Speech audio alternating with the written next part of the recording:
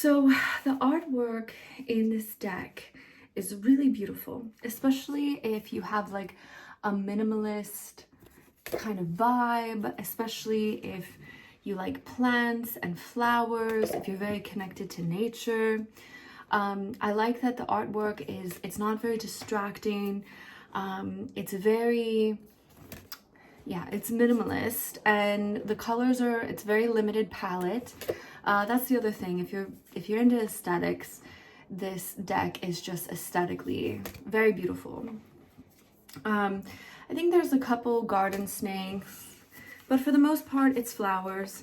It's flowers and mushrooms, right? Here's another picture, so you can get a feel for the deck. And when I first got this deck, I had a very hard time reading with it, actually. When I first got this deck, it was hard for me to connect the archetypes to the imagery on the cards. It was hard for me to kind of, feel what I was used to feeling from the artwork to what I know they're supposed to represent. So because of that, I would not recommend this deck for a beginner. If it's your first time reading tarot, or if you're still learning the cards, this is probably not the right deck for you. However, if you're someone that's like really into poetry and you really like analyzing poetry and kind of sitting with things very slowly, then this is a wonderful deck to have. And I say that because the pamphlet, the guidebook that comes with this deck, is actually what makes it so magical. It's what makes it so wonderful and so fun to use, because before I got the Ophidia Rosa deck, I actually, this is like embarrassing to admit, but I actually didn't spend much time or effort or thought thinking about poetry before.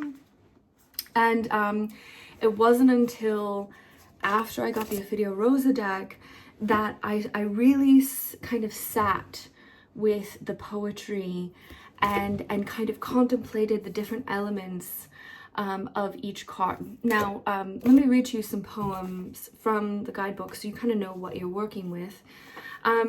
So for example, the Tower, which is the next card here, that one is: free from the rapture a perfect bloom can still free from the free from the rapture a perfect bloom can instill. In ideals we were captured, now we're lost with free will. Right. Very interesting. So when I first got this deck and I started reading the poems here in the guidebook, I would read it and then I'd be like, what does that mean? What does that mean? And I realized that I actually, it had been so long since I analyzed poetry that I had to kind of retrain my brain into analyzing poetry so that I could enjoy the depths of this card. So I'll read this again and we'll break it down and I'll kind of show you how I interpret the poems. But again, tarot, there's no rules in tarot. You are free to interpret this deck however you like. So let's read it again, we'll break it down. Free from the rapture a perfect bloom can instill. Free from the rapture a perfect bloom can instill. So the rapture to me is like chaos, getting swept up, something that's out of your control, like, kind of think of like the end times, right? Destruction. Free from the rapture a perfect bloom can instill. So, in ideals we were captured, now we're lost with free will. In ideals we were captured. So this tells me that our thinking, our ideals were captured, but at the end of the day, our free will is what determines how we rebuild after the rapture, after destruction, after everything, perfect has now transformed. We still have our ideals. We still have the agency of free will. How do you want to proceed? How do you want to proceed? So that's how I would interpret it. But let's pick another one because, examples. All right, so I got the Hanged Man next. Here we got some hanged flowers out to dry. Let's see what the poem is that's associated with that. We choose to spring forth, to drink water and cry. We choose to open up, now it's our choice to dry. We choose to spring forth. So the Hanged Man choosing to spring forth. Again, I feeling like the word choose is very repetitive in the poem. So it kind of makes me think of, again, free will. And at the end of the day, what do you really have control over? You might not have control over the things that are surrounding you, but you have the choice about your perspective, how you choose to look at something, right? So to drink water and cry, we choose to open up, now it's our choice to dry.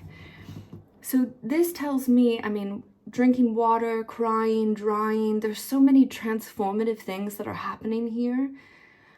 But again, it goes back to choice, how we choose to look at a situation.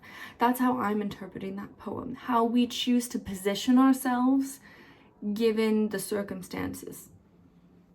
I'm going to choose how I see the situation.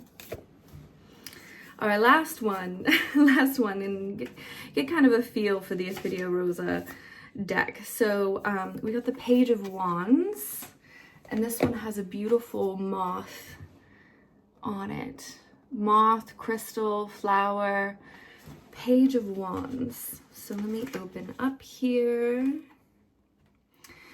We have the power of beauty and the skill to take flight, but we're stuck between forces where the choice is the fight. We have the power and the beauty. So this tells me that you have the potential. You have the potential to take flight. You have the potential to transform your energy, your inspiration, your creativity. Like, you have the potential to fly, right? But we're stuck between forces where the choice is the fight. So this tells me, just like the page, you're not fully matured in the way that you go about things. You're struggling with the choices, fighting. You might not fully actualize or fully develop or fully communicate the forces and the passions and the ideas behind the energies that you're trying to take flight. Right? So this tells me you've got a lot of potential. You've got a lot of things that you can blossom and fly into the world, but you still struggle with choices and how to execute that in a way that's reached its full potential, which is very in line with the page energy in the tarot. So that's kind of my review of the Ophidia Rosa. It's definitely not for beginner readers. I think that it's a beautiful deck. It's definitely different if you want to have something new in your collection. I really appreciated this deck because it kind of pushed my boundaries beyond what I normally considered tarot. I really use it for creative writing exercise. So I'm terrible at journaling. I struggle journaling, actually. And so what I would do is I would pick a card and then I would find the poem and I would just free write, analyze the poem, talk about my thoughts, just practice writing and doing analysis on the poetry that came with the deck. And I think that really was the value that came with this deck for me. Anyway, so this is the Ophidia Rosa by Leila and Olive. It's definitely a unique deck. It's not something that you would find in stores. You have to order it online from their website. The quality is excellent. Like I said, it's wonderful, beautiful. The artwork is definitely its own aesthetic. But you do have to spend some time getting to know this deck and processing poetry and kind of sitting with the meanings. There's no keywords, there's no description. I mean, this is the pamphlet and it's very thin and there's maybe one sentence or two sentences of poetry to go with each card. So you really kind of have to already know the structure of tarot and what to expect in order to really connect with this deck. But that being said, as difficult as it was, and it took me some time to warm up to this deck, now that I've used it and my ability to analyze poetry has gotten stronger and better over time, now I absolutely love this deck. I love working with it. I love reading with it. I have not used it for client readings. I pretty much only use this for personal readings. And it's because when I use this deck, I have to sit with things a little bit longer. I have to kind of process the meanings and sit with the artwork.